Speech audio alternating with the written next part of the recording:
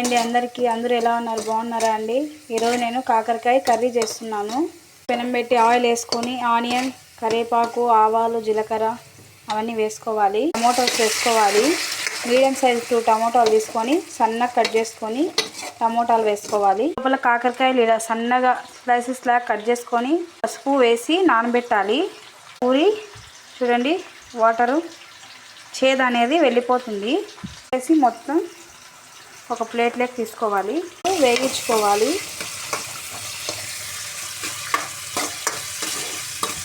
బాగా టమోటాలు, ఈ కర్రీ కొద్దిగా ఆయిల్ ఎక్కువ పడుతుందండి.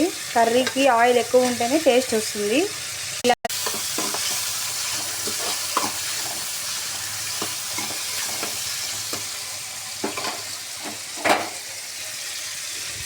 మనం ఇందులోనే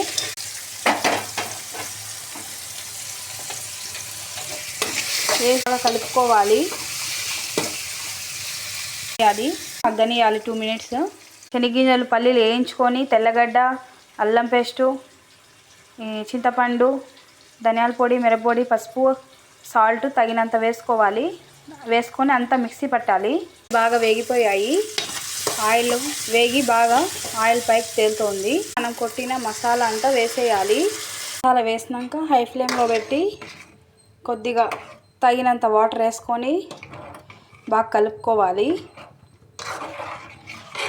దీన్ని ఒక 10 నిమిషాలు మూత పెట్టి ఉడికిచ్చేస్తే మన కాకరకాయ కర్రీ రెడీ అవుతుందండి.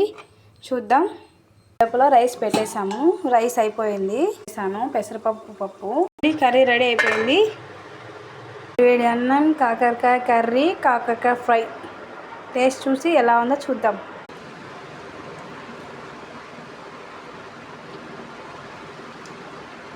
భలే కుదిరిందండి ఈరోజు.